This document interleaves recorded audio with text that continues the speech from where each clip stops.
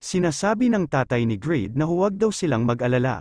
Kung ibenta na lang daw nila ang bahay nila, at gamitin ang lahat ng ipon at pwede daw nilang bayaran kahit mga 400 million won. Wala daw siyang masabi sa lahat sa isip-isip ni Greed na hindi siya makapaniwala na ang tatay nila ay sobrang tigas ng ulo at dahil sa loan na yan. Nakaka-depress daw ito, sinasabi ng tatay ni Greed na kailangan daw nilang gamitin ang pera, iniisip daw nila ang university ni Sihi at kasalanan niya daw ito. Humihingi naman ng paumanhin ang tatay ni Greed kay Sihi. Biglang naman napatahimik si Greed at sinasabi niya na excuse me. Parte din daw siya ng pamilyang ito, sinasabi ni Sihi na hindi daw niya kailangan pumunta sa school, tutulong din daw siya at magpa-part-time jobs, na lang siya. Sa isip-isip ni Greed na hindi daw siya pwedeng magseryoso. Nagdradrama na ang pamilya ni Greed at sinasabi ng tatay ni Greed na sisiguraduhin niya daw na tatapusin niya ang kanyang pag-aaral. At sumagot naman ang nanay ni Greed na hindi niya daw kailangan lumayo Sihi. Sinasabi ni Sihi na tatay, nanay, ayos lang daw siya. Sa isip-isip ni Greed na nakakahiya kung magtratrabaho siya, at nanghihinayang siya, dahil palagi siya nangunguna sa buong school. Sinasabi ni Greed na sige kikita daw siya ng pera, Sihi, wag na daw itong mag-alala, siya na daw ang bahala at magpatuloy daw ito sa pag-aaral.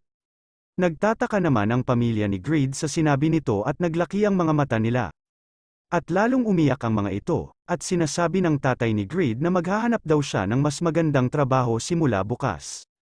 Sinasabi din ng nanay niya na subukan rin niya na magtrabaho sa isang restaurant.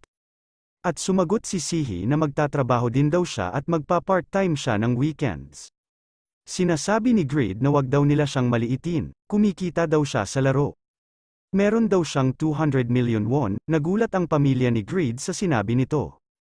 Sa isip-isip ni Greed na ililigtas daw niya ang pamilya niya, at panahon na daw para panagutan niya ang isang bagay. Balik tayo sa laro sa Winston Castle, ibibigay niya sa commander ng mga puwersa ng subjugation group ng Yatan, ang Sword of Self-Transcendence. Sinasabi ni Phoenix na sumusumpa siya na ibabalik niya ang tagumpay at proprotektahan ang kaluwalhatian ng North at Earl's Time. Sinasabi ni Lady Irene na lumakad na daw ito at dalhin sa kanya ang ulo ng isa sa 7 servant ng Yatan Church. Sa isip-isip ni Irene na nasa 150 lang sila, at meron silang miyembro na kasama na servant sa kabilang panig. Hindi daw nila hahayaan ang kanilang mga guard, sa panahon na ito, magdadala sila ng 12 knight at 1,500 sundalo. Sa wakas na paghandaan nila ang maraming troops na ito. Dapat daw silang manalo this time, sinasabi ni Phoenix na huwag daw silang humagulgol. Siya daw si Phoenix, ang pinakamalakas sa North, at magbibigay sa kanila sa tagumpay at kukunin ang ulo ng isa sa servants ng Yatan Church. Sinasabi ng lalaki na nagbabalik na naman ang mga maruruming mga Abnoy Lady Yura. Dapat daw silang maglatag sa kanila at ialay sa Diyos ng Yatan. Kung kasama niya daw ang mga ground forces, susuportahan daw nila siya mula sa likod. Lady Yura, sa isip-isip ni Yura na ang mga miyembro ng simbahan na ito, kasama ang mga pangunahing miyembro na tinatawag na servants, ay masama na walang president habang may pag-aalinlangan daw siya, at nagdududa siya na tanggapin ang kanilang mga tanong. Hindi daw siya makakabalik, hanggang hindi niya matanggap ang hidden class katulad ni Agnes at Katz. Tumalon na si Yura papuntang baba, sinasabi ni Phoenix na sa wakas nakita niya na daw sa wakas ang masamang lingkod. Ngayong araw na ito matatapos na daw ang kanyang mga kasamaan, sa isip-isip ni Yura na akala nila siya ay masama, parang kasing sama ng mga 7 servants, dapat niya daw makumpleto ang kanyang misyon kahit ano mangyari. Nagsisimula ng mag-incantation si Yura at sinasabi nito na dakilang Diyos ng kadiliman. Ibunyag ang iyong mga kapangyarihan sa mundo, naglabas ng maitim na aura si Yura at sinasabi ni Phoenix na nagbabago daw ang kalangitan. Sa isip-isip ni Yura na dapat niya daw protektahan ang mga nananampalataya. Pinakawalan niya na ang Dark Storm spell, nabawasan niya na daw ng kalahati ang puwersa nila. Biglang lumabas si Phoenix at gulat na gulat siya at sinasabi nito na imposible daw ito. Na-block niya ang Dark Storm nito, umatake si Phoenix at gumamit si Yura ng Diamond Barrier para gamiting pang-block. Sinasabi ni Phoenix na iniisip daw ba niya na kaya niya hawakan kahit daliri ng mga sundalo niya. Kung ang kalaban niya ay siya, perfect timing daw talaga ang state of self-transcendence. Nabasag ang barrier ni Yura at sinasabi nito na ang Diamond Barrier ay nakakapag-block ng mga boss monsters.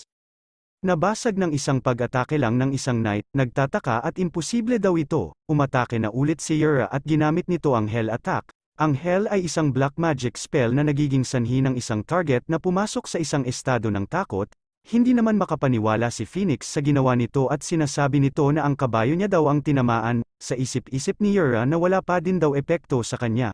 Ano daw ang kailangan niya gawin? Perfect state of self-transcendence. Ang bawat istatistika ay dinodoble sa loob ng 2 minuto paglaban sa lahat ng epekto ng katayuan. Mawawala ng kontrol ang user sa kanyang sarili sa tagal ng skill. Pagkatapos gamitin ang skill, hindi makakagalaw ang user sa loob ng 2 segundo at mababawasan ng 30% ang kanyang defense at magic resistance. Oras ng cooldown, 3,000 segundo, sa isip-isip ni Yura na naramdaman niya na ito dati. Ito ang feeling na kawalan ng kakayahan. Naalala niya bigla si Greed at sinasabi nito na laban sa lalaki na yan. Hindi niya namamalaya na inatake na pala siya ni Phoenix, sa isip-isip nito na wala daw siyang magagawa sa ngayon, at hindi na daw siya makakabalik.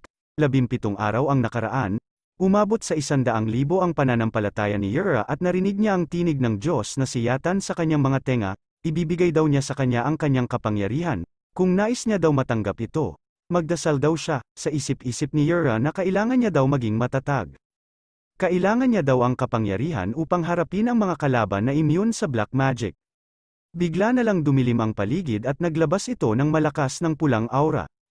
Sa ibang lugar pinakita ni Greed ang kanyang bank account at tinatanong nila kung totoo ba ang nakikita nila. Gulat na gulat at sinasabi ng tatay ni Greed na sumali daw ba ito sa mga negosyo. Sinasabi ng nanay ni Greed na fake account daw ba ito? Tinatanong ni Sihi na opa, hindi niya daw ba ibinenta ang mga organ niya? Ipakita niya daw ang kanyang tiyan, sa isip-isip ni Greed na sino ang maniniwala sa kanila, kung ang anak nila ay walang trabaho ng 26 years. At biglang niyang pinakita sa kanila ang halaga ng pera niya. Sinasabi ni Greed na nakuha niya daw ang pera sa loob ng laro, kaya magtiwala daw sila sa kanya, at gagamitin niya daw ito. At sa isip-isip ni Greed na ang nakakagalit daw dito ay nang makakuha siya ng 240,000 golds matapos ibenta ang Mammon Greatsword at ang Mengel Armor, nagpalit daw siya ng 220,000 golds sa tunay na cash, pero siningil daw siya ng 13,200,000 na won bilang buwis. Sinasabi ng nanay ni Greed na tinanong ng kaibigan niya ang anak niya, at sabi nito na kailangan daw maging sobrang sikat sa laro para magkaroon ng ganito kalaking pera. At sinasabi ni Sihi na narinig niya rin daw na dapat may less than 20 people na kaya ng OPA. Sinasabi ni Greed na pakawalan niya daw ito. Sabi ng tatay ni Greed na matagal na daw silang nangungulit sa kanya at sa lahat ng pagkakataon bilang magulang at pananaw nila. Pero kung kumita daw siya ng ganito karaming pera, ito daw ang resulta ng lahat ng effort na ginawa niya hanggang sa ngayon. Aaprubahan niya na daw ang kanyang paglalaro, sa isip-isip ni Greed na sa wakas daw na aprubahan na nila. Nagpapasalamat ang tatay ni Greed at sinasabi nito na tinatago daw nila ang kanilang krisis, kaya wag niya na daw silang alalahanin at gawin niya na ang lahat ng gusto niya. Sisiguraduhin daw nila ng kanyang nanay na mababayaran ang natitirang utang nila sa susunod na 3 taon, pati ang 240 milyon na ibinigay niya sa kanila. Malaki na ang utang sa iyo ng iyong ama. Sorry, Young Woo, sinasabi ng nanay ni Greed na magkasama daw sila magtratrabaho sa hirap ng kanyang tatay. Sa isip-isip ni Greed na sobra pa rin, may natitira pa daw ng 600 million won na utang para bayaran ng mga magulang niya. Sinasabi ni Greed na wala daw silang utang sa kanya ama, at sa isip-isip ni Greed na tutulungan niya daw ang tatay niya, para mabayaran lahat ng ginawa nila, makakatulong na daw siya sa wakas sa kanyang sariling pamilya. Sinasabi ni Young Woo na hindi nga daw 240 milyon kundi 240 milyon at 800,000 na won, tatay.